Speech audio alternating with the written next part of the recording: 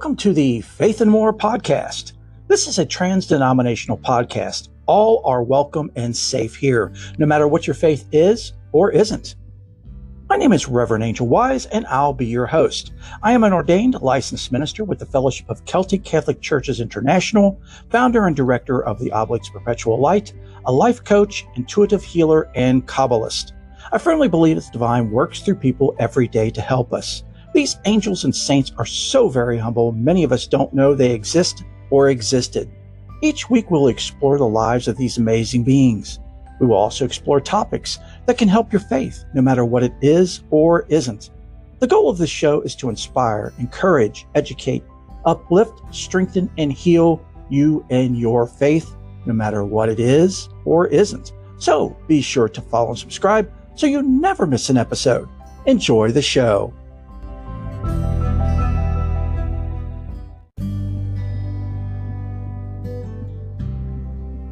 Hello and welcome to the show, everyone. How are you all doing? I so hope and pray you all are well and blessed. Infinite thanks for tuning in. If you're new to the show, infinite thanks for finding us. It is my deepest hope and sincerest prayer that you find everything you're looking for in a podcast, especially a faith-based podcast, here and more. And if you're returning, infinite thanks, blessings, and love for being a long-time listener and supporter of the show. It is because of you that this show is here.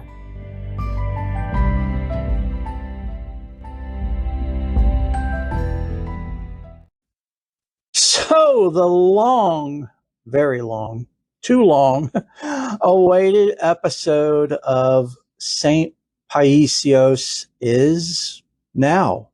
Those of you who are longtime listeners know I've been talking about this episode for probably since season 2. I've been talking about it too long. I've studied a book of his that was over 700 pages long, and I wanted this to be a whole bag of chips and more, as the kids used to say, but I don't know. In my efforts to continuously try to perfect this show, I think I just made it worse. So I just decided to throw caution to the wind and let the chips literally fall where they fall. And I so hope and pray that you all enjoy this show and that it, if anything, it sparks your curiosity for St. Paisios of Mount Athos and gets you interested in learning more about him. That, my dear brothers and sisters, is my ultimate goal for this show, is not just to share his life and his miracles and things that can help us in our everyday lives and encourage and uplift us, but things that we can do for the long haul, for the rest of our lives, like study more of his teachings, study more of his works. And, I'll definitely be listing the monster book that I study, but there's a lot of smaller books as well. If you just do a search on Amazon or Thrift Books on St. Paisios, Paisios of Mount Athos, you will see all kinds of different things. So for those of you who are new, who haven't heard me just go all over St. Paisios for several seasons, he is hands down, without a doubt, one of my all-time favorite saints. There's several of them, of course, but he's up there. He's up there within the top 3. And I have a photo of him above my home altar, along with other saints that I have photos of as well. And I think you'll get the idea of why and how from his story. At least I hope you do. So, of course, a link to the article I will be reading from will be in the show description. And of course, St. Paisios of Mount Athos was a well-known Greek Eastern Orthodox ascetic from Mount Athos, originally from Pharasa, Cappadocia. He was respected for his spiritual guidance and ascetic life, and many people worldwide highly venerate Elder Paisios, especially in Greece and in Russia, as well as in my heart and mind. And I pray after this show, he will be in your heart and mind as well. He was born in July the 25th, or I should say on, not in, July the 25th in 1924 in Kamlika, Turkey. And he passed on July 12th, 1994 at the monastery of St. John the Theologian. So those of you who are my age or older, that was in our lifetime, and, this was a saint that was well within our lifetime. So they do have him credited as writing a book, St. Arsenios of Cappadocian. His place of burial is at the monastery of St. John the Theologian. Of course, his feast day is the 12th of July in our calendar, or the 29th of June if you are using the Orthodox calendar. His parents were Prasdramos Enzipidis and Evlabia Esnipidi. He was canonized January 13th, 2015 by Ecumenical Patriarch, or Patriarch, of Constantinople. So this article was written by priest monk Christodoulos in 1998. And a priest monk is exactly what that says. A person is a priest and a monk. In the Orthodox tradition, they are known as hieromonks. So the title of this article is Elder Paisios of the Holy Mountain. Elder Paisios was born on St. Anne's Day, July 25th, 1924, in Pharasa of Cappadocia, Asia Minor. His father, Prodromos, a pious man, was the mayor of Pharasa. He was characterized by a strong sense of patriotism, and his life was many times put in danger by the Setis, who were a constant threat to the town of Pharasa. Prodromos felt a deep devotion and love for Father Arsenios, the spiritual father of the family. He was recently canonized by his church because of the numerous miracles he had worked, even before his death. Impressed by St. Arsenios' miraculous life, Prodromos kept a notebook where he recorded the saint's miracles, which he either heard or experienced himself. For the benefit of both his children and his own, the elder's mother was called Elombia, and he had 9 brothers and sisters altogether. On August 7th, 1924, a week before the big immigration from Pharasa, which is Turkey, to Greece, St. Arsenios decided to have all the children baptized, including Prodromos' son. The boy was supposed to be named Christos after his grandfather, according to the old Greek custom. However, Father Arsenios refused to name him so, as he wished to give him his own name. So he said to his parents, "I understand you wish to leave someone in the grandfather's shoes. Shouldn't I wish to leave a monk in my shoes too?" Then he turned to the godmother and said, "Arsenios will be his name." Thus, St. Arsenios had predicted the elder's calling, who, since his early childhood, was chosen to become a receptacle of the Holy Spirit. On September 14th, 1924, the day of the elevation of the Holy Cross, after many hardships, the immigrants from Pharasa finally reached the harbor of Paris, Greece. They stayed in Paris for 3 weeks and then went to the island of Corfu, where they temporarily settled down at a place called Castro. St. Arsenios, as he himself had predicted, lived on the island for just 40 days. On November 10th, in the age of 80, he fell asleep, leaving behind, as a worthy successor and heir of his spiritual wealth, young Arsenios, later to be called Elder Paisios. So if you guys didn't catch it, there was a huge battle, and lots of battles going on back in those days of fighting over territories and what tribe and what group and what political party ruled what part of the land, or what land was theirs. And anyway, Pharasa was under attack constantly by the Setis, Tsetes, and eventually it pushed them out, which caused the immigration of St. Paisios' family and his entire town. They had to leave their homes and go on foot to Greece. And it was a very hard journey for them, with a lot of the people being elderly and having very hard mobility issues, or a lot of mobility issues.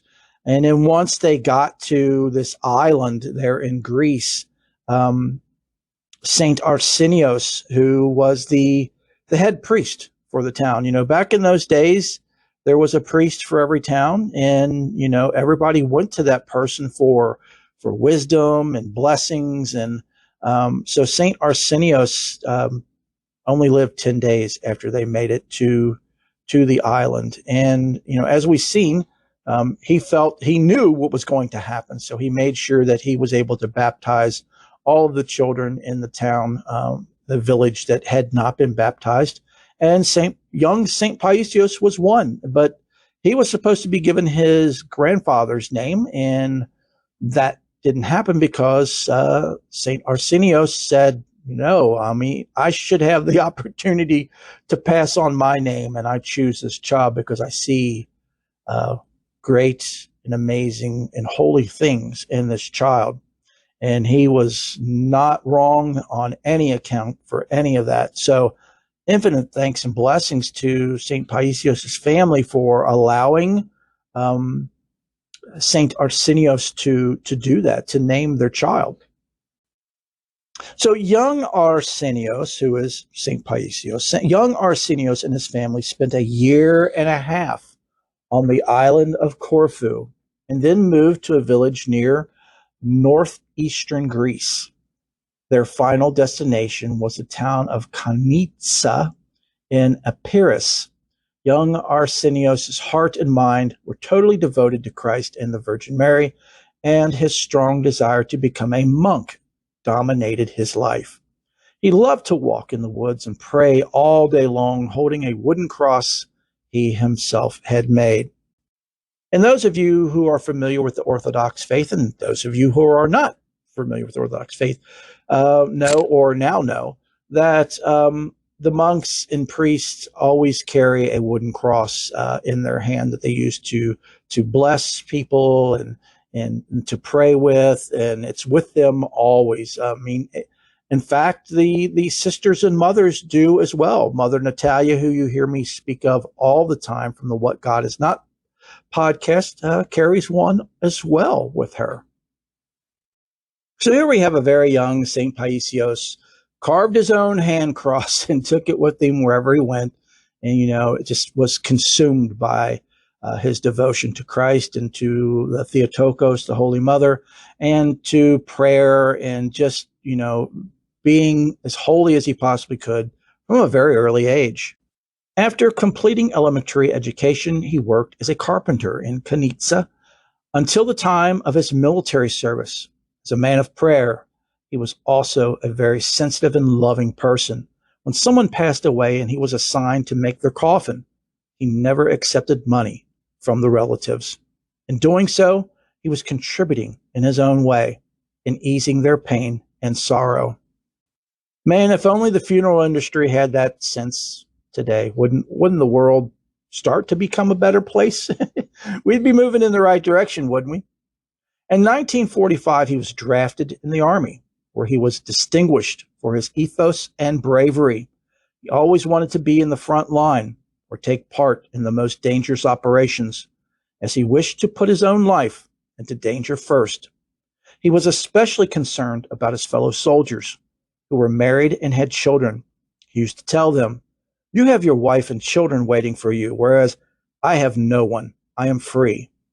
Many times, he nearly lost his life in order to save someone else's. For the most part of his military service, he served in the Department of Communications. In 1949, he was discharged from the Army. Now, I want to unpack that and expand on that a lot a bit more. It wasn't just most of his career he was involved in communications in the military. It was all of his career. When he was drafted and when he went to show for the draft, he told them point blank that he was not going to kill anyone and that he would not carry a weapon. He flat out refused to carry a weapon. So they assigned him to be their radio communications officer, where he would carry this really heavy pack on his back. And it wasn't like today's days where you can put things in a cell phone. Back then, it was all analog and tubes and batteries. And his pack weighed as at least 100 pounds, not counting other things that he had to carry as far as just general equipment to live and survive.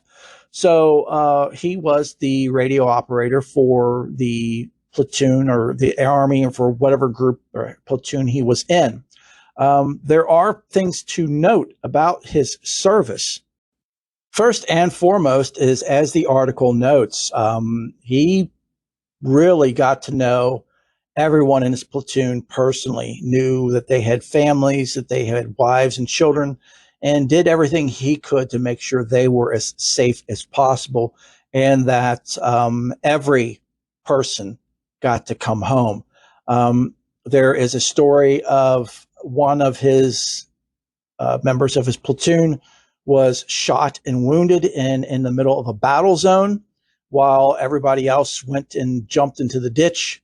Paisios ran to him with that 100-pound radio and all of his other equipment on his back, and rescued this soldier, pulled him back to the trenches, where he could get taken to a hospital and live, and was able to go home and live a long life with his wife and children.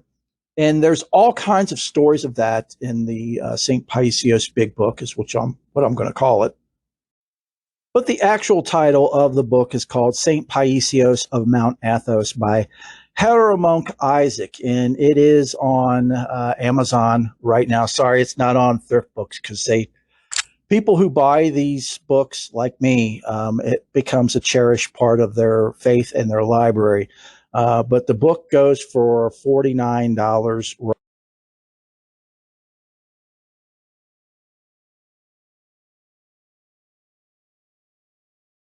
So it's a big boy, as I call it. So I'll just from here on refer to it as the Big Book of St. Paisios, because that's where I got so much more information from than just this article could offer. And yes, I'll have a link to the book in the show description for anyone that's interested in it. So again, St. Paisios went through their war without firing any shots.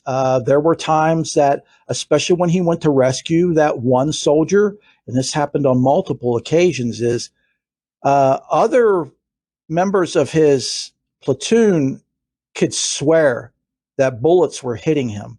But when he made it back to the trenches, he didn't have a mark on him. So, I mean, St. Paisios himself really never talked about that, other than saying that the Holy Mother, the Theotokos, Jesus was constantly with him and protecting him and protecting their platoon. So at the end of his military service, he immediately left for Mount Athos, as he had already decided to become a monk. And for those of you who have listened to our St. Nectarios episode, if you haven't, go back to season 4 and check that out. Hear a lot about Mount Athos. To the Greek Orthodox and to Eastern Orthodoxy, Mount Athos is a great holy place where a lot of sages and saints, monks come from and go to, and it's such a blessed place. And that's exactly where St. Paisios wanted to go as soon as he got out of military service. So he still had that desire, that inner pull, that calling to be a monk. However, once he got to Mount Athos, he only stayed for a few months because his mind was preoccupied with the future of his sisters, who were still unmarried. So he left to return to his family for just a short while. In 1950, he went back to Mount Athos. He spent his first night at the cell of St. John the Theologian, which belongs to the great Lavra monastery situated close to Carius. Then he went to Skete of St. Pantaleum, and at the cell of the entrance of the Holy Theotokos, which is the Holy Mother Mary, where Father Cyril resided a very spiritual and virtuous ascetic. Later on, Father Cyril became the abbot of Kautlo Mausu Monastery. Father Cyril's conscientious efforts in fasting and long vigils greatly benefited young Arsenius, who wished to stay by his side for the rest of his life. Unfortunately, circumstances did not permit him to do so. Father Cyril sent to Esfigino Monastery, a very hospitable one, which had not yet been involved in the old calendar movement. He first set his foot there in 1950, and in 1954 he was tonsured a monk. His new name was Averkios. Young Averkios displayed great zeal in practicing obedience. When all the monks were involved in various communal tasks, he tried to remain alone and quiet, and in order to be able to pray. For instance, when everyone was working in the olive groves, he would stay 100 meters away, consciously completing his task, while at the same time he was in a state of spiritual contemplation. So the great monk that he wanted to have as his mentor and spend the rest of his life with just ended up sending him away. So he knew that St. Paisios needed certain grooming and teaching and experiences to become the great being and saint that he was intended to be. He thoroughly studied the lives of the saints of our church, the Gerontiken, a collection of brief stories and wise sayings of the Desert Fathers, and the book of Saint Isaac the Syrian. He always kept his book by his bedside under his pillow. When Averkios completed his task assigned by the monastery, he did not go to his cell to rest. Instead, he helped the rest of the monks to quickly finish their own tasks. He could not tolerate the privilege of enjoying the peace and quietude of his cell while the others were still working late. He offered his services to the weakest ones and avoided those who were wasting time in useless tasks. He loved everyone without distinction and humbly obeyed all of them always, considering himself the least important. Averkios did not trust his own judgment or will. He unhastingly asked his spiritual father for advice on all matters. He prayed to God to always enlighten him so he would guide him according to his own will. His heart was full of gratitude as he always thought about all the good deeds God was doing for him and the rest of the world. His love for God, originating from his inner gratitudes, was continuously growing along with his effortless, unceasing prayers. Sole aim of his heart was to thankfully respond, even in the least, to God's benevolence. He believed that the grace of God was the only cause of every good. For every evil, he blamed himself out of his deep sense of humility. When he saw someone falling into sin, refusing to repent, or even having no faith in God, he thought, "It is my fault that one of my brothers has found himself in this difficult situation. If I were acting according to Christ's will, then he would listen to my prayers and my brother wouldn't be in this unpleasant state. My wretchedness is causing my brother's misery." He always thought this way and tried to make the world's problems his own. He constantly prayed to God to help all the people who, as he humbly thought, suffered due to his own negligence and spiritual indolence. God, who listens to all humble people, always responded to Averkios' prayer that gushed out of his burning heart, a heart full of gratefulness and humility.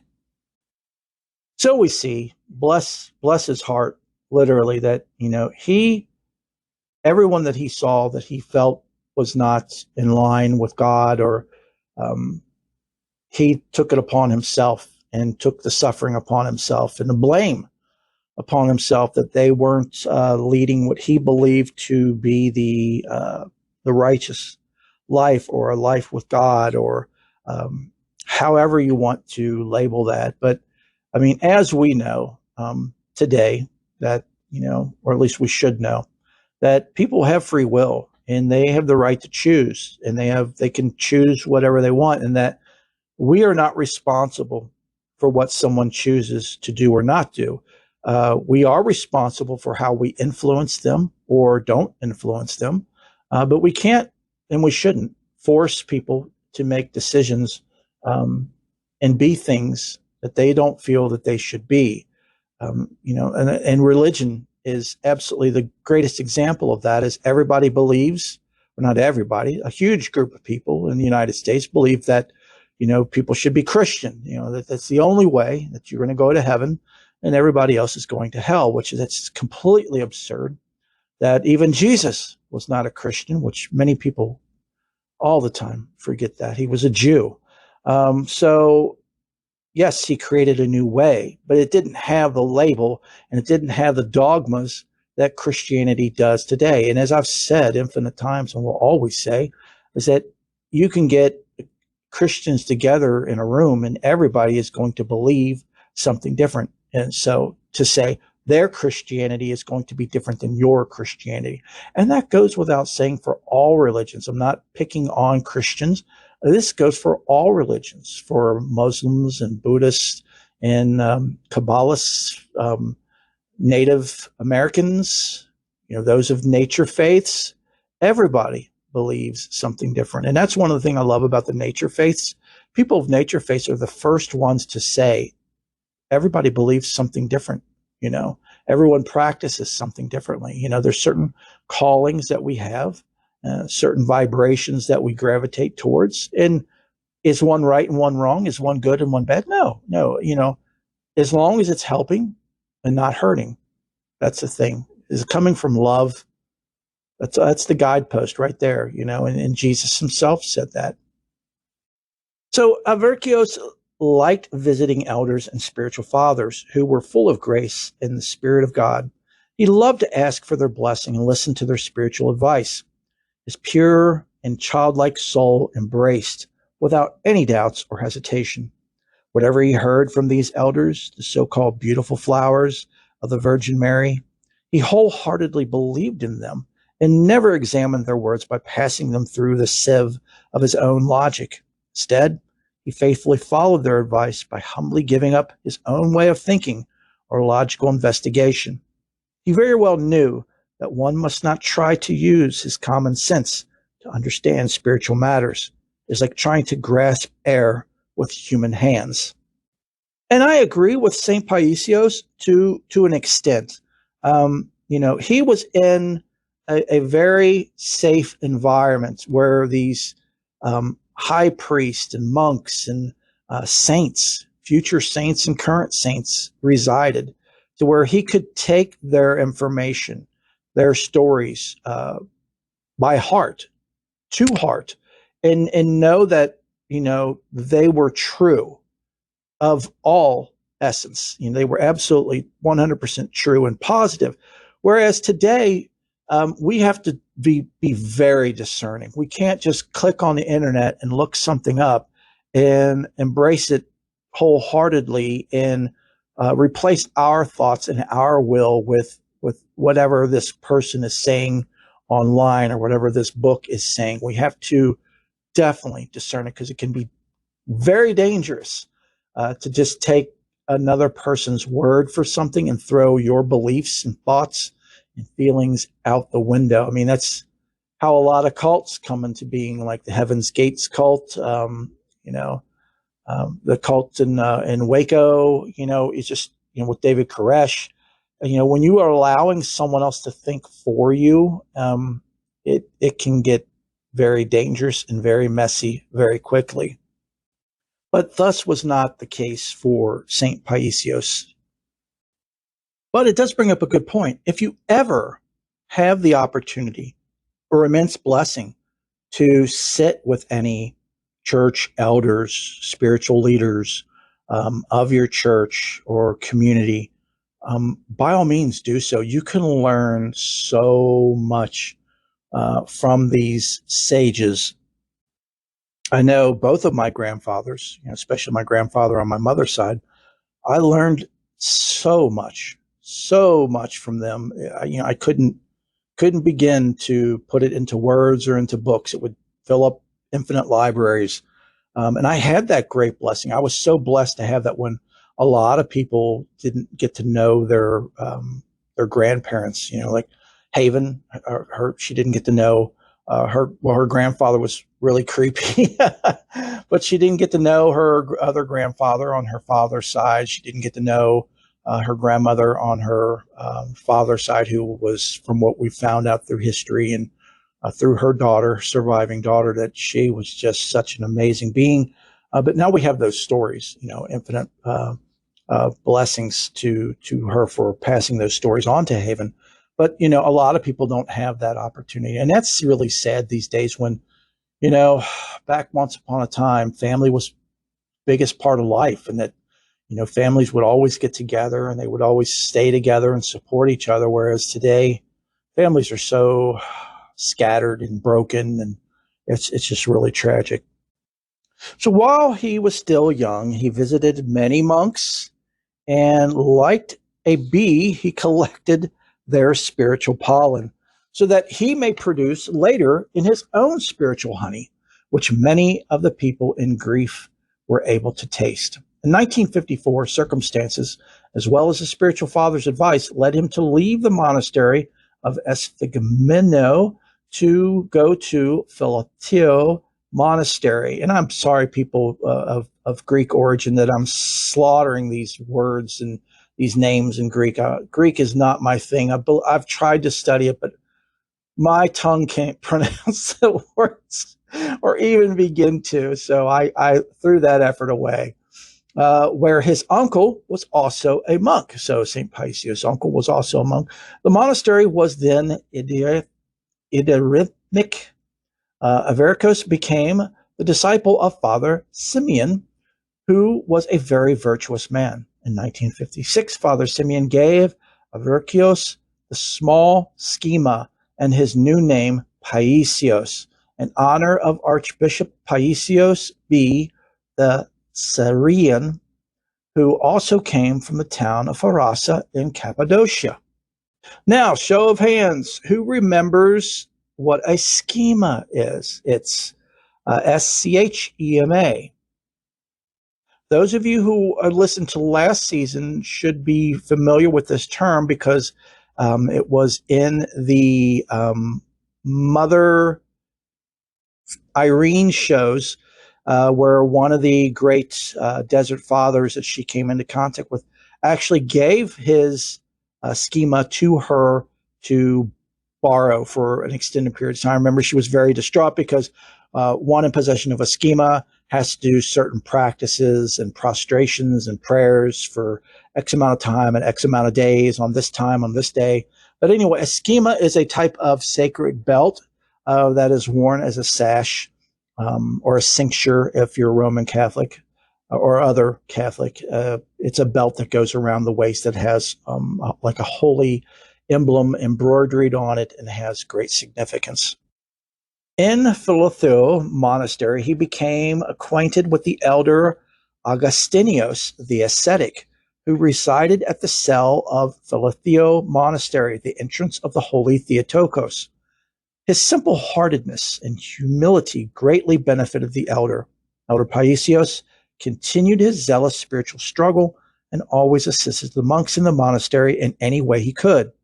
Following is an incident indicating the elder's strong desire to constantly assist the others. One of the monks had committed a sin, but was embarrassed to confess it. As a result, he withdrew to himself, and being in despair, he started thinking of committing suicide. The elder foresaw his situation and tried to help him. One day, he found him alone and started telling him about his own sins, mentioning on purpose the same sin he had fallen into. Unfortunately, the monk reacted negatively toward the elder's effort to make him go into confession. Instead, he started going around the monastery telling everybody that Paisios, whom you love and praise, is a very sinful person, and reported word by word whatever the elder had told him. Father Paisios, of course, did not try to find excuses for himself, and the monks, who understood his loving and caring intentions, justified his act and praised him for it. Well, isn't that something that here he's, trying to help this monk, and this monk turns on him like that. That's wow. I mean, how many shows have we done where we've seen these things happen? So it goes to show that just because they're monks or nuns or priests or ministers or sisters or whomever, they're still human beings. He strove daily for purification of his soul. He did not ask anything from God, as he very well understood that God had given him, through the mystery of the holy baptism, the most precious thing in the world, the grace of the Holy Spirit. He was not jealous of the talents and gifts of others, as he knew that the same ones were also given to him by God through holy baptism. He was not proud for them either, because even though he knew he had these gifts, he admitted they were gifts of God's grace in him through his zeal and humility, and make it function the soonest possible. For this reason, he constantly looked after the purification of his soul. He erased every trace of evil thoughts or negative dispositions from his soul and grew in their place good and positive ones. It was fascinating to see how, without any efforts, he always developed good and positive thoughts for every kind of situation, no matter how difficult and complicated it was. For he allowed God's grace, which is not irritable or resentful, 1 Colossians 13:4, to act on his behalf. He could then skillfully cover the faults and mistakes of other people, as it is clearly shown in the following incident. In one of the monasteries, there was a monk who was spreading around deluded stories. The visitors who heard the stories were scandalized and asked the elder, Father Paisios, one of the monks in this monastery is saying weird stories. What exactly is going on? The elder promptly answered, be careful not to judge others, because our brother is a pious one. When the monastery has visitors, he pretends to be a fool for Christ, so God will reward him. The elder's answer calmed the visitors down. His kind heart was gradually embracing and protecting everybody in the same way God tactfully covers up all our sins, so they are not exposed to the rest of the world. While he was at Philethio Monastery, he used to visit Father Cyril in his skeet and seek his advice on various subjects. Father Cyril, with the help of God's grace, had greatly assisted the elder. Very often, he used to give solutions to his problems before the elder had even had the chance to discuss them with him. He was almost always informed by God of his arrival and had the answers ready. Sometimes he had even found the answer in one of his books and had underlined it to show it to Father Paisios upon his arrival. The elder expressed his admiration, and after asking for his blessing, he left full of joy and spiritual profit. In 1958, the elder was asked to leave Mount Athos and go to Stomia and Kanitsa to assist with the protection of the area against Protestant proselytism. As he felt that this was truly God's will, he left for Stomia, where he stayed at the monastery of Nativity of the Holy Theotokos. With the help of God's grace, he offered assistance to many people. In 1962, for spiritual reasons, he departed for Sinai, where he stayed at the cell of Saint Galaxian and Episteme, and spiritually nurtured many people in the area. The Bedouins loved him very much. He used to work many hours during the day carving wooden articles. After selling them, he bought food and gave it to them. In 1964, he left Sinai and returned to Mount Athos, where he settled down at the skeet of Avran at the Archangel's Cell. In 1966, he fell ill and was hospitalized for a few months in Papa Nicola Hospital in Thessaloniki. He was operated on, and a large section of his lungs were removed. His acquaintance with the convent of St. John the Theologian is next in the article. At this point, I would like to describe how God's providence led Father Paisios to become acquainted with the nuns of the convent of St. John the Theologian. The elder was in great need of blood for his surgery. He had no relatives by his side. as he himself wished, and a group of novice nuns donated as much blood as he needed.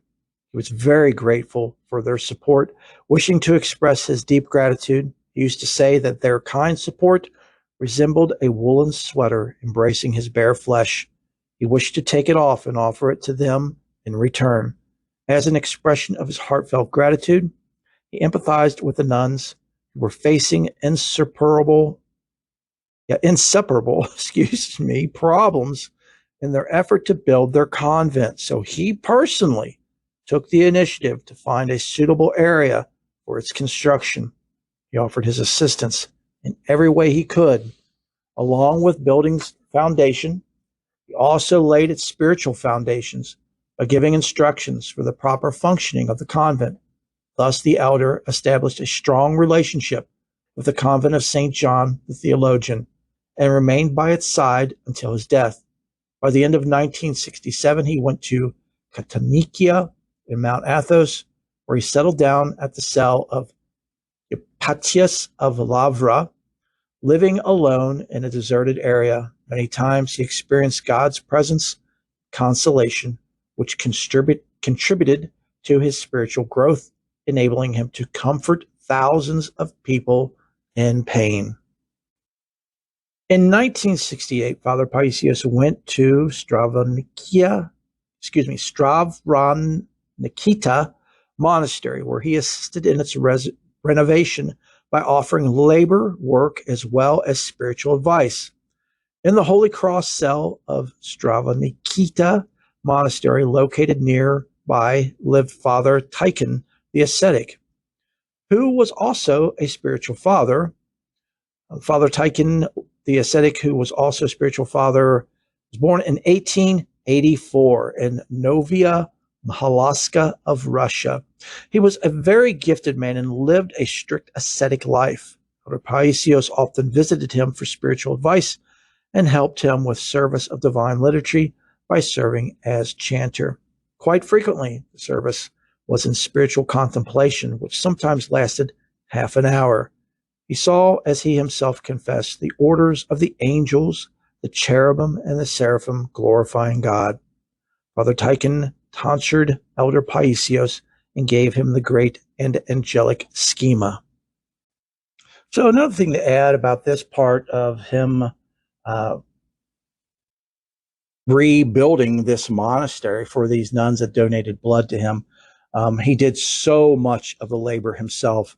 Whereas the people in the village at first were kind of miffed with why he was there, because the site that he was rebuilding, the church that he was rebuilding for the nuns to make their monastery, had fell into disrepair. And the people of the village used it as a party place where they would go and hold dances and bonfires and just party. And there was no respect paid to it being as it had been a church and should still have been a church in a monastery. So they were some ruffled feathers when he first got there, because here he was renovating and they were still trying to have their parties, and he was chasing them off. He was like, you guys have no respect at all for sacred or holy areas, and to come up here and do your partying. He said, when you should be up here helping me rebuild this church that is going to, and its monastery that's going to benefit you and bring people from all over the world, which it still does today, as a matter of fact, because, well, in part, he is buried there, or is entombed there, and all the work that he did and all of his history and things of that nature have now literally attracted people from all over the world to that place. When Father Tikhon's life was coming to an end, 10 days actually before he passed away, he asked the elder to stay by his side and take care of him. Paisios served Father Tikhon with great self-sacrifice, offering him anything he could to comfort him. Father Tikhon used to tell him, Paisios, our love is precious. My sweet Paisios, our love, my child, will last unto the ages of ages. He asked him to stay in his cell after his death and promised that he will visit him every year. Father Tikhon fell asleep on September 10th, 1968. 2 days after the celebration of Nativity of the Holy Theotokos, as he himself had predicted, being well equipped and ready for his journey to eternity. Father Paisios settled down at the cell of the Holy Cross according to the wish of Father Tikhon, where he stayed until 1979. On May 13th, 1979, Father Paisios went to the monastery of Malcio, where he registered as a monk.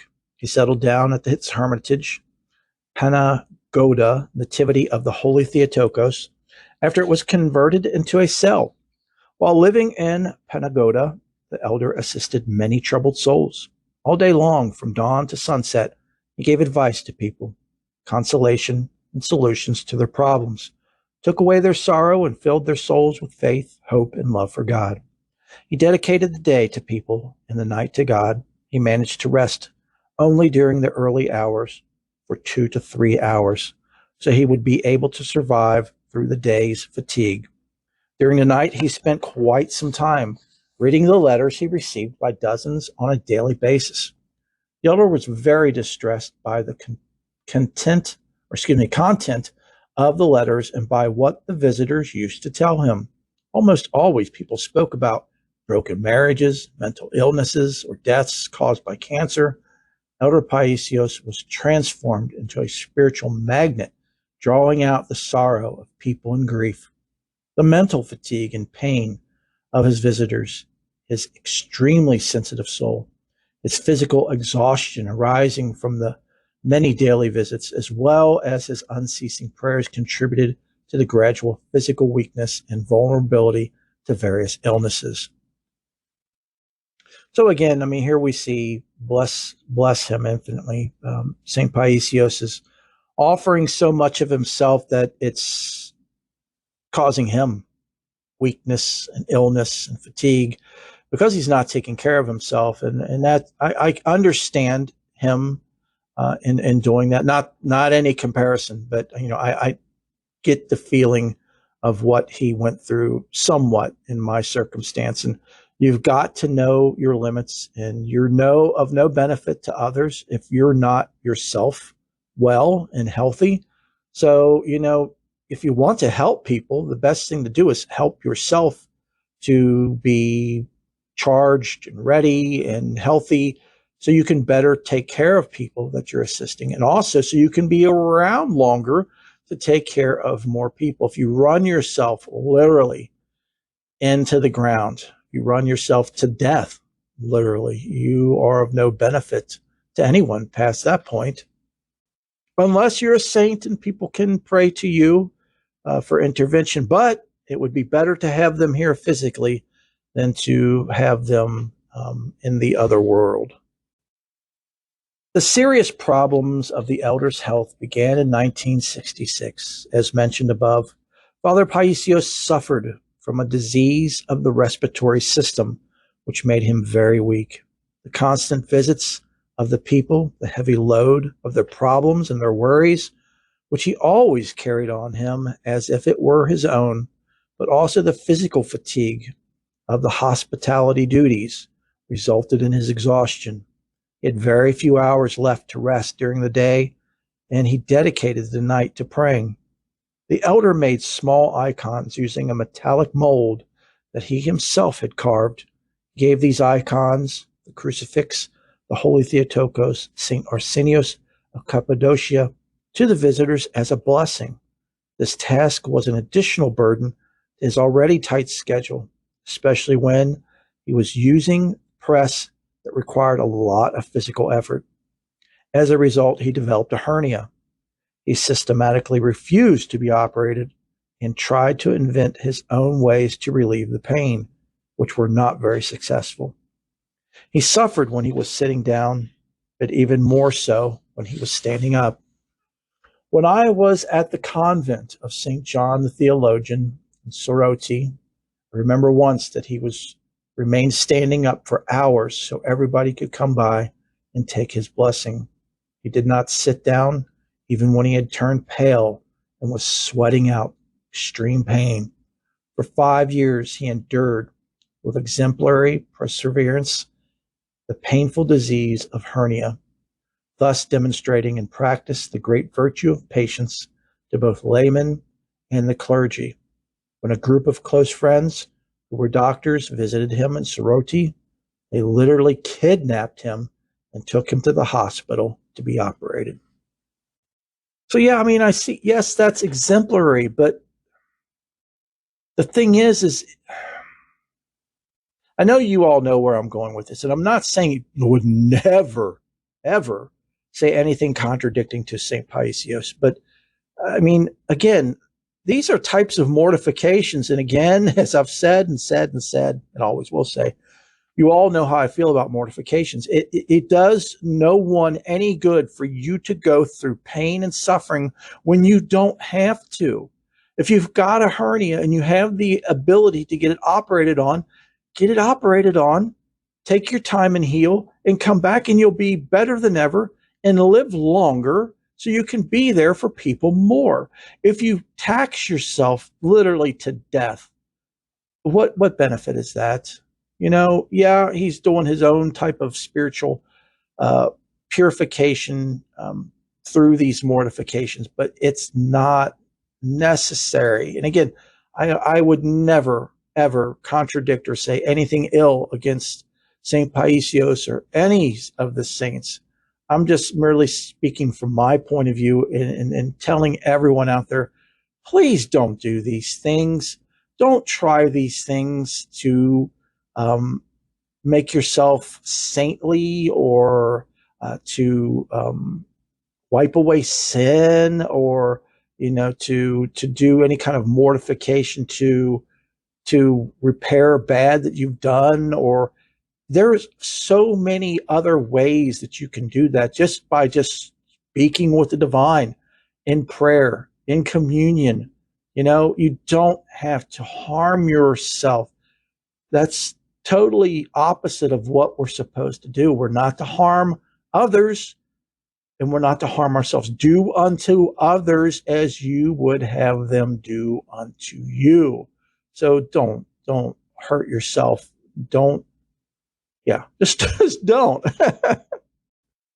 Since 1988, Father Paisios was facing rectal problems. In 1993, during the period of Great Lent, he was very weak and he was fasting strictly. He could not get any rest during the night due to the unbearable pain, constant bleeding. Although he told the visitors he was very ill, many insisted to see him. He felt so exhausted that he sometimes fainted, ignoring the poor state of his own health. However, he accepted to see his visitors and relieve them of their grief. When I was at the monastery, I undertook some nursing duties. One day I went to the elder and told him, I brought you some vitamins and iron tablets. I believe these will help raise your hematocrit. He answered, Father, vitamins won't do me any good as my blood is in a very poor condition. And then he added jokingly, besides, Father Theoclitus is in need of a large amounts of iron, for he is doing some construction works in the monastery. I do not wish to put him in a difficult situation by taking away from him all the iron. As I understand, iron is useless for me. What I really need now is steel. He stood up laughing, took a glass of water, and dropped in an effervescent vitamin tablet and said, my experience with medicine is a very negative one, so I do not wish to start taking pills again. I am willing, however, to take one's advice on what to do to protect myself, and I will indeed be very grateful to him. When the effervescent tablet was dissolved, he took again the glass and added laughingly, everything will be taken care of once I am buried in the ground. He shook the glass as if to propose, in good health, but instead made the swallowing wish, let's all rest in peace, Father. While listening to the elder's words, I knelt by his side and begged him to go to Thessalonica to have some medical tests done in order to diagnose his disease. The elder asked me to stand up and said, listen, Father, my health condition is a great benefit to my spiritual life. I do not really wish to alter it. These are the reasons why I do not wish to go to Thessalonica or Niki for medical tests. Number 1, Christ knows the condition of our health. Since he is the best doctor, we should have trust in him. If it is for our own benefit, he will act accordingly and cure our illness. Number 2, since I believe that I have developed a tumor in my intestine, it is best to leave it as it is. Otherwise, if we play around with it, it will get worse. Number 3, in our days, everybody suffers from 3 things: cancer, mental illness, and divorce. The dozens of letters I receive every week talk about these problems. I do not suffer from any serious mental illness, he used to say laughingly. I have nothing to do with marriages or divorce. At least let me suffer from cancer as a consolation to people in distress. Things do not look too good when everyone in the world is in pain and sorrow, and one of us has nothing to worry about. Now, thank God, everything is just fine. And number 4, God is deeply moved when someone who has cancer or some other serious problem does not complain about it, but instead prays for his fellow men. Then one may dare say to Christ, "You see, I am not asking any help for myself, but please do help the others." And God does help. So, my Father, do not worry too much about me. Ay, ay, ay, ay, ay. No, I'm not going to say anything, folks. I've already said, and you all know how I feel about all of that. It's just, I respect the great saint's views and wishes, and know that he was operating on a different plane, or still is operating on a different plane of existence than we are. But it's just tragic. It's sad that if possibly one can get help and live for some more years to help others, then that's great, and instead of, not, and then passing, and then not being there for others in a physical way. But anyway, okay, enough said. During the Great Lent of 1993, Father Paisios had a tendency to faint due to his low hematocrit. I'm going to look that up. Hang on just a second. Okay, it's hematocrit, not hemotocrit, or whatever world I was saying, but it means a low red blood cell count. So that's what he was greatly suffering from. Often while standing up, he fell unconscious, but he did not despair and faced his illness with great patience, perseverance, and courage. One Sunday, he asked a priest and 2 other monks to come and serve the divine liturgy of St. Basil the Great. Although he was very weak, he was assisting the priest in the holy altar. As he was standing at the Stastian church seat praying, suddenly he developed difficulty in breathing and started trembling. Then he lost his balance and almost fell down unconscious. But fortunately, the monks managed to catch him in time. They lay him on the floor, where he remained unconscious for a few minutes. After a while, he recovered, and they helped him get back to his seat. When they tried to lower the Stastian so he could sit, he refused to do so. He was standing up during the whole service, even though his face was as pale as the pure candle. He was distressed because his health condition did not permit him to receive Holy Communion. After a while, he fainted again. When he recovered, they forced him to go lie down, but he refused. Not only he did not lie down, but he also refused to stand at the Stastian, and he continued to stand up.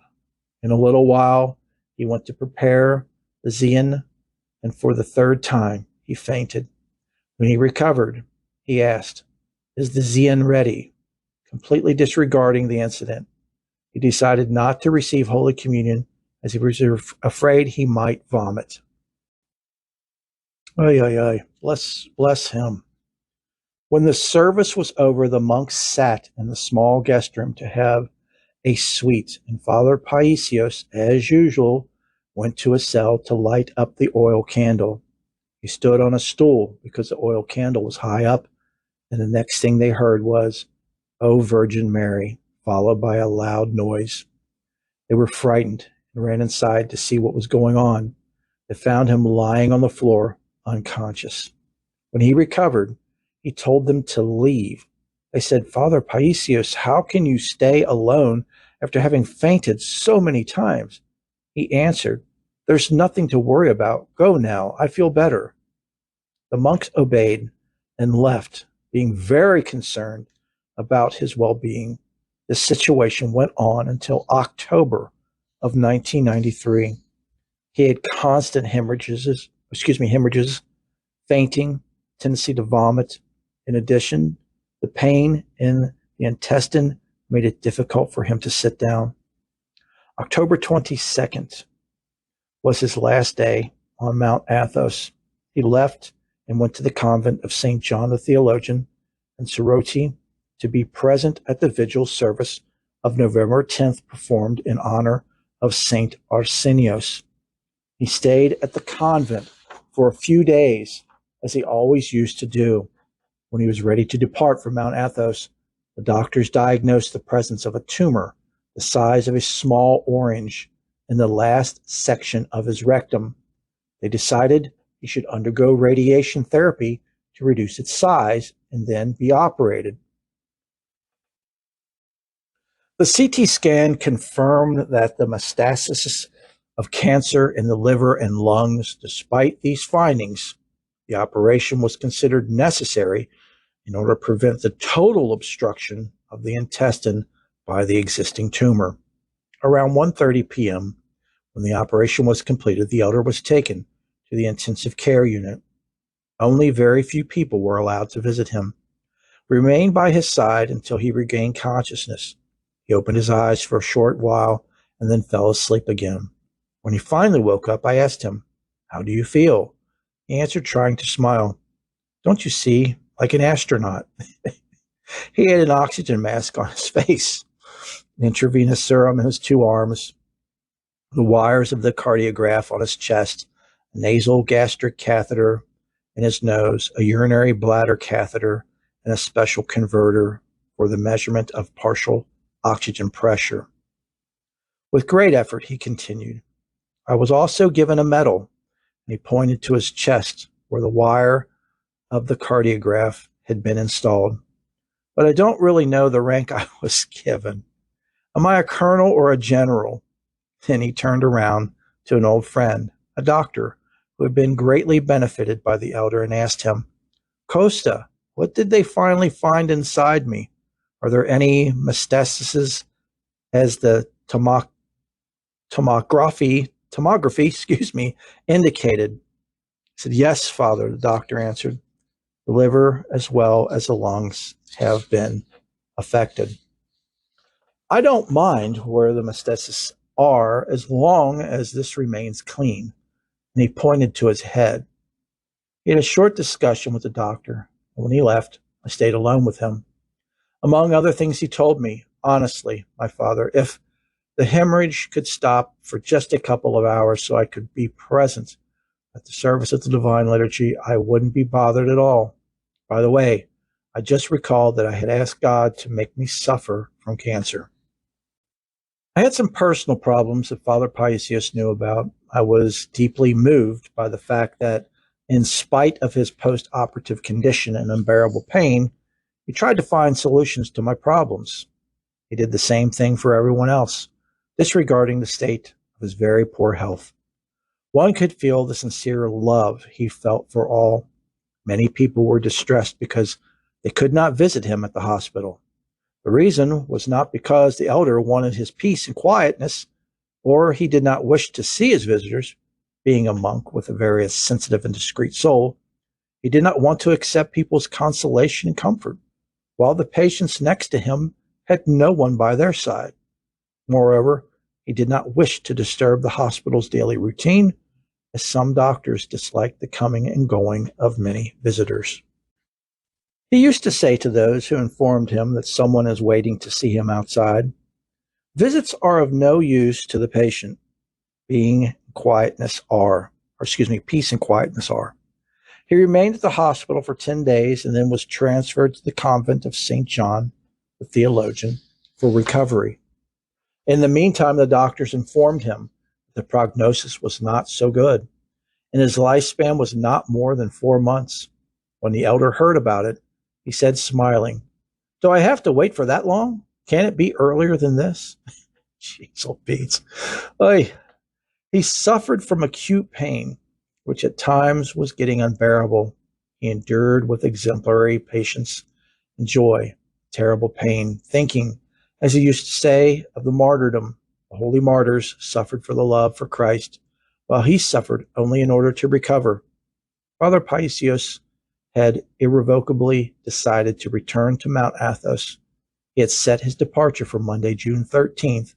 Meanwhile, he developed high fever with difficulty in breathing and was forced to cancel his trip. His health condition was gradually deteriorating. According to a scan, the metastasis now occupied the biggest part of the liver, which was significantly swollen. Every now and then, he had to use an oxygen mask to facilitate his breathing. As time went by, his anorexia and difficulty in breathing were steadily increasing, as well as his abdominal pains, which were now becoming more acute and frequent. On top of all of this, he periodically developed high temperatures and serious tachycardia. His abdominal meteorism created great discomfort, as he could not comfortably lie in bed. During all the stages of his illness, he never ceased repeating that we must be patient, while his very own patience was an excellent example to us all. Towards the end of June, the doctors informed him that he had about 2 to 3 weeks left. On Monday, July 11th, on St. Euphemia's Day, Father Paisios received Holy Communion for the last time, kneeling in front of his bed. During the last 24 hours, he was very serene, and even though he suffered, he did not complain at all.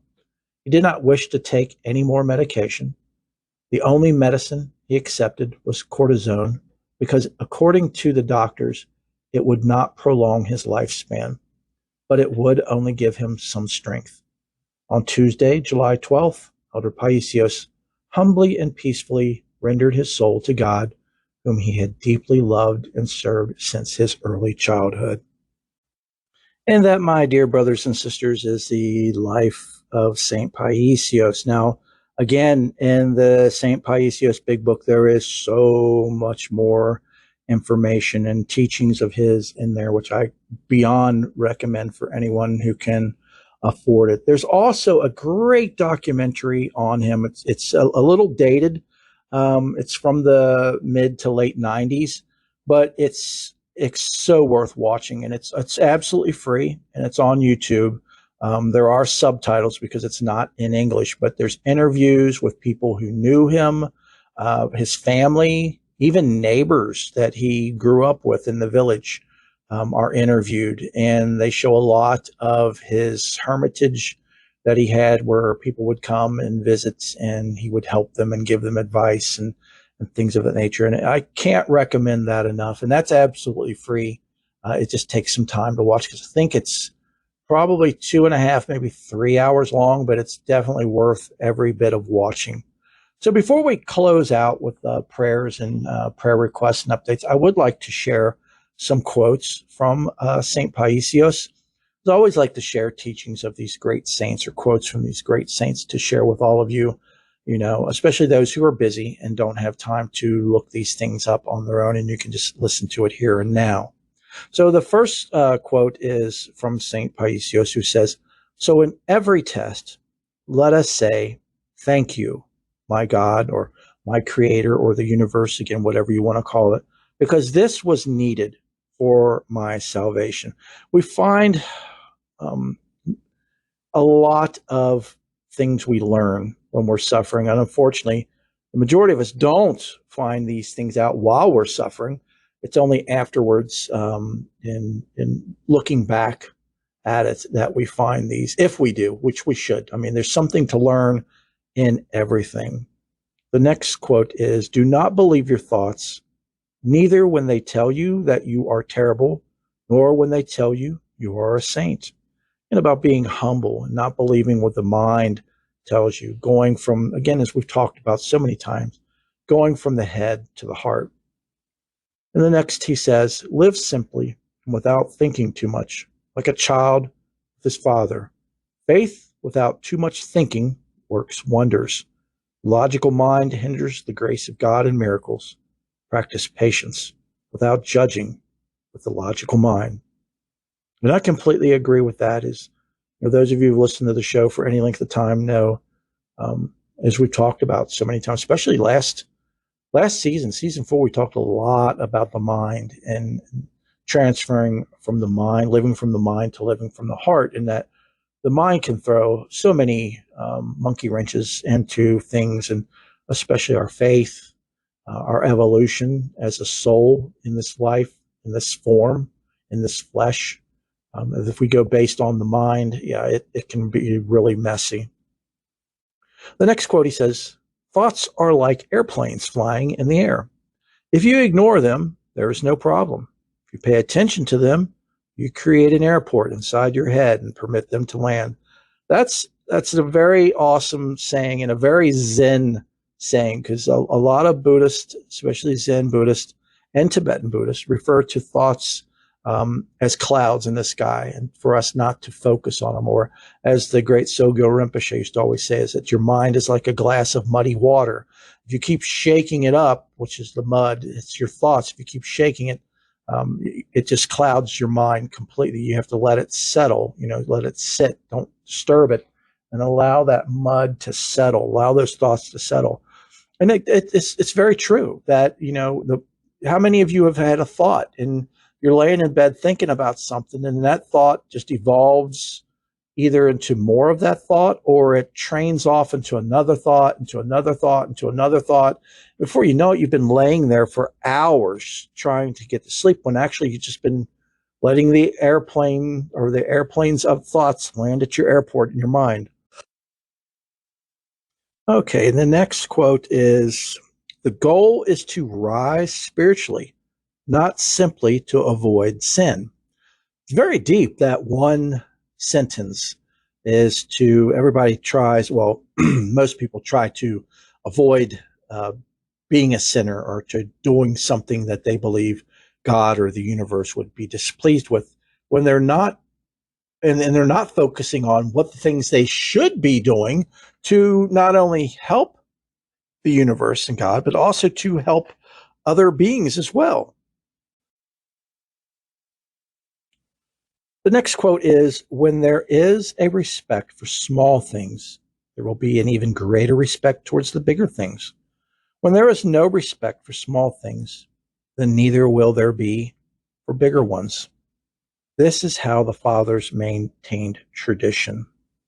And again, it should be self-explanatory, but I mean, it can't be stated enough that, we have to have respect, love, and care for all beings, great and small. I mean, how many of you have been walking somewhere, and you look down on the pavement and there is a worm that is writhing about, that somehow, some way got washed up on the pavement, or made the bad decision to crawl up on the pavement, and now the sun is literally baking it, it's drying out. How many of us have witnessed this? How many of us have just kept walking because it's just a worm? How many of us, raising my hand, do stop and save the worm and try to relocate it to a better place where it at least has a chance? See, a lot of people, most people don't. They don't think of that. A life is a life, regardless of what size, I guess that's size and shape together. So it's shies. If you guys want to start, hashtag shies. Size, shape, color, container, it comes in, it doesn't matter. A life is a life, and every life was created by the divine. Every life was created by the universe. So therefore, every life is sacred. Every life is holy. So every life must be respected, regardless, again, of what shape, size, color, or container, or what faith it is. The next quote is, we have the power of the Holy Cross, our holy symbol, the divine grace of Christ, only as long as we have the holy marking of holy baptism, meaning We have denied the devil and sided with Christ and received the holy marking, the seal of the gift of the Holy Spirit. And this is one mostly towards Catholics and Christians. I know those of other faiths have other ways of baptism, or ways that they refer to what Catholics and Christians refer to baptism. So it's nothing against them. But what he's saying is, when you know, you make that commitment to your faith, you make that commitment to the Creator. Again, whatever you want to label it, it's beyond every single label you could possibly slap on it. And when you label it, you constrict it and restrict it, and you're putting it in a box that it won't fit in. So again, as he's saying, when you commit yourself to your faith, that changes everything inside and out, with you and with those you come into contact with. It changes how you see people, how you react to people, how you help people. So many of us, unfortunately, don't help people these days. And when we do, we're persnickety and picky on who we help. We might not help the homeless person in front of us, but we'll give to Goodwill or something like that. It's like, if you have it to give to that person, why are you holding it for someone else? Unless you've promised it to someone else, why aren't you helping that person in front of you? Just one of those things. But we all peel an orange, lemon, or apple differently, don't we? Even the way we peel banana. Some people peel it from the bottom up, or some people peel it from the top down. It all depends on the person, and there's no right way or wrong way. So I'm not saying that. I'm just kind of giving some pointers, some St. Paisios pointers. And I hope you all have enjoyed the show. Infinite thanks, blessings, and love to the longtime listeners who've had patience for 3 seasons to getting to this. And I pray I didn't disappoint. Again, there was so much more in the St. Paisios Big Book, and especially in the documentary as well, in which I will have a link to that in the show description.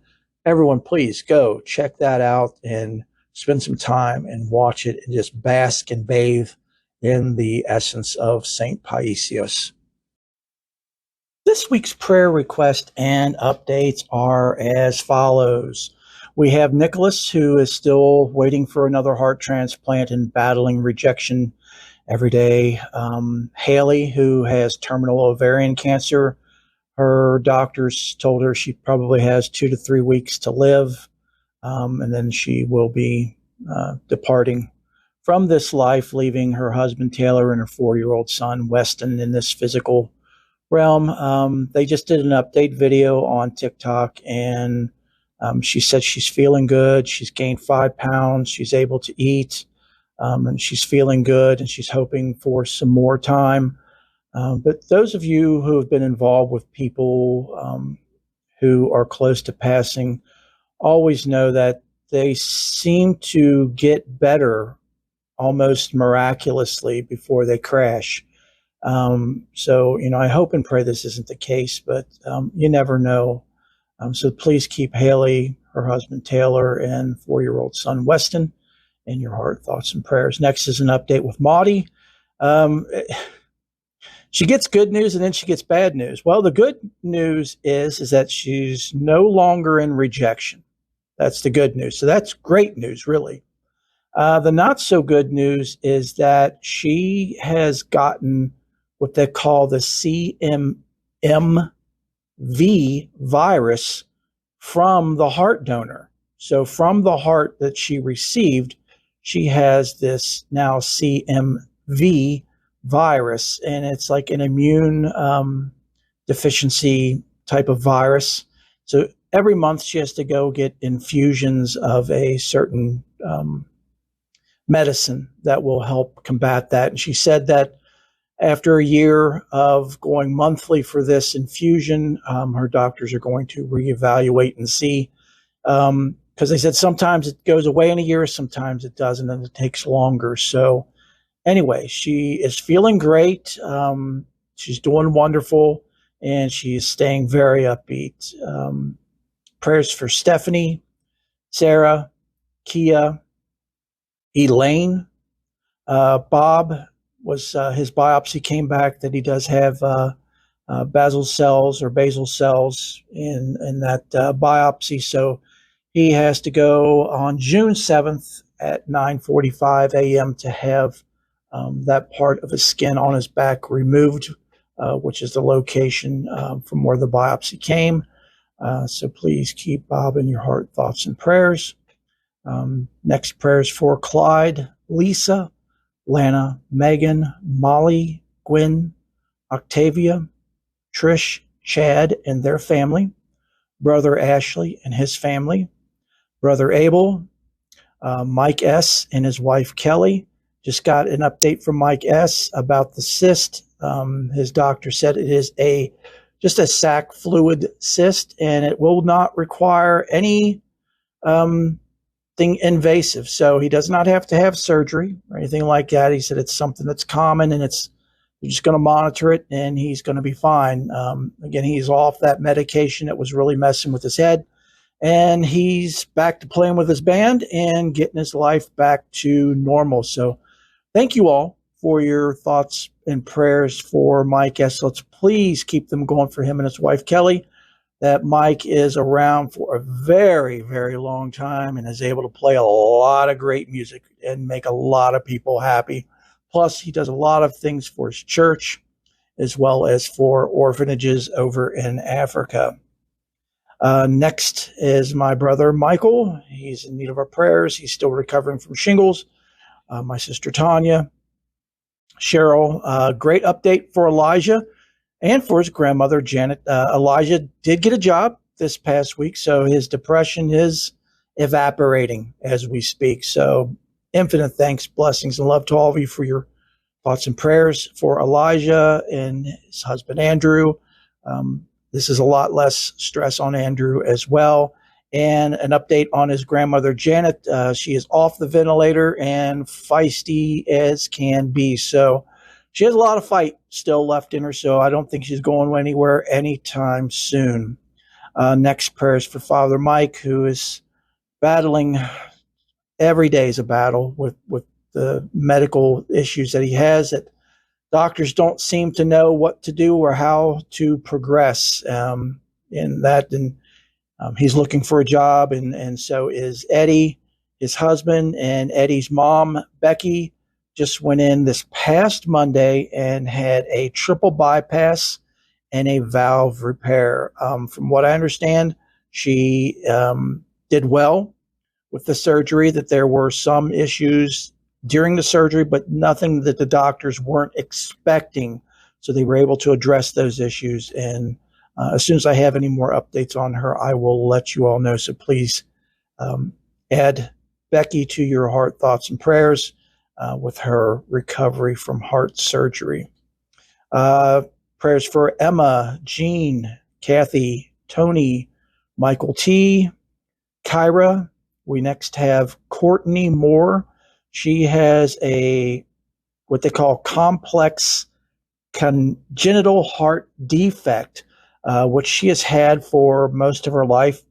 She's had 7 open heart surgeries and many other surgical procedures. 1 year ago, she went into cardiac arrest, and fortunately, her sister-in-law knew how to do CPR.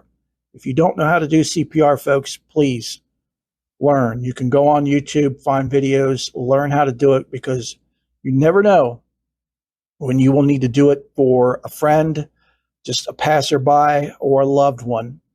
So blessings to her sister-in-law for saving her life. But since that cardiac arrest, she has not been feeling well or doing well.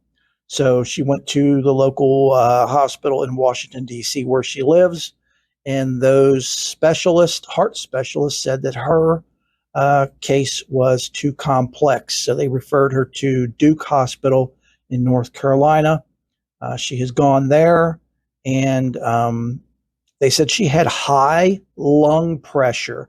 So they're working on treating that. And once that is corrected, she will be put on a transplant list for awaiting a donor. And again, folks, I can't stress enough how important it is for you to be an organ donor. We don't need the organs and tissue of this body once we pass. And it's not against your religion to donate. It's actually one of the greatest legacies you can leave in this lifetime. You guys have heard me talk about my best friend Art, who passed away at the age of 35 in 2005. He and I were talking about organ donation maybe a month before he passed away, and he did fill it out. Back then, you could just write it on the back of your driver's license that you wanted to donate, and he did. He did. And he helped save and make lives better for over 50 people. 50 people. That's just amazing. What a blessing to be able to give to over 50 people, just giving them something that you're either going to embalm and bury or you're going to cremate. So I can't recommend that enough, folks. And last but certainly not least is Jan. She is a friend of Elaine's, who is my mother. She has been having racing heart arrhythmia issues. She has not been doing well at all. She had a meeting with her doctors this past Friday, but I have not received any updates on how that went, on how they're going to proceed. Maybe a possible pacemaker or something like that. But please add Jan to your heart, thoughts, and prayers, everybody, as well as Courtney and everybody we've talked about. And I'm sorry, folks. Well, I guess I shouldn't apologize, but I know our prayer list each week gets longer and longer. And here I'm looking at the counter now, and we're coming up to 9.5 minutes. I've been talking about prayers and updates, but this is so important and vital. These are our fellow brothers and sisters. We are all children of the Creator, children of the divine. We are all that living breath in human form. And we need to be here for each other. And other than being there for the person physically, the next best thing is to offer prayers, lift them up in prayer, offer them healing. I can't stress enough the power and importance of prayer. It cannot be underestimated in the least. It is just on and above an atomic level. Really, it is. And you don't really realize that until you've been on the receiving end of it. And I've been most blessed to have been on the receiving end of it. And I can testify that it is truly, truly beyond amazing. So again, thank you all for your heart, thoughts, and prayers for all of these people. And for those of you who do listen to the prayers all the way through, I know here we are 10.5 minutes through after a lengthy show to begin with. So thank you all. Infinite thanks, blessings, and love. And if you are in need of prayers, please do not hesitate to reach out to me. My contact information at the end of the show, which is coming up, and the end of every show. Friends, loved ones, anyone, let me know, and I will add them to the list. I don't care how long the list is. If it ends up turning into an hour or more of just me reading people's names, by all means, we'll do it, because that, to me, is one of the huge reasons why we are all here. Thank you all, and bless you.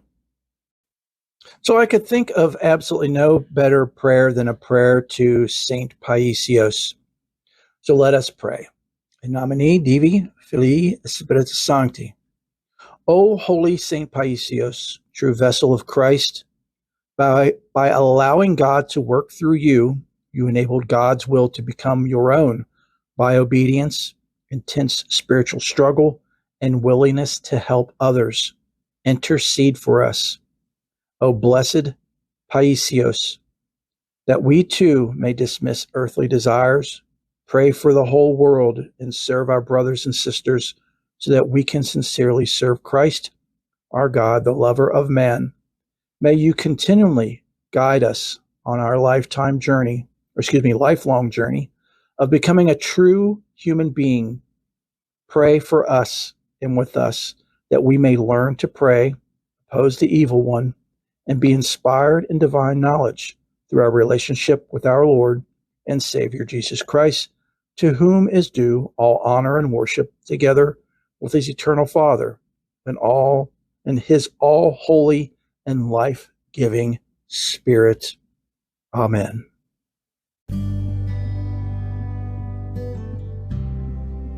I so hope and pray that you've enjoyed the show and that you found everything that you're searching for here and more with us. Please feel free to stop by anytime, all the time. You are family. If this show has helped you, please, please, please share it with as many people as possible. Also, subscribe, rate, and review the show on whatever format you listen to. That helps move the show up in those formats, so when someone does a general search, they're more likely to find the show. And if the show has really helped you and you have the means, please consider making an offering. Offerings are a great way to help sustain and improve the show, as well as the Faith and More ministry. Offerings can be made through the Cash App. The show's cash tag is $faith and more, or you can find us at cash.app/$faith and more. And don't forget about our YouTube channel. It's a fun place, folks. You can watch videos of weekly Ask Angel questions where people write me and ask me questions and I respond on YouTube. You can also watch me do bi-weekly sermons and homilies. Also, audio of our shows are uploaded to YouTube where you can listen, and much, much more. Just go to youtube.com/@faithandmore podcast. Next is prayers. I love to pray, and our Faith and More family love to pray. So let us pray for you. There are two ways to do this. The first is to email me directly at faithandmorepodcast@gmail.com.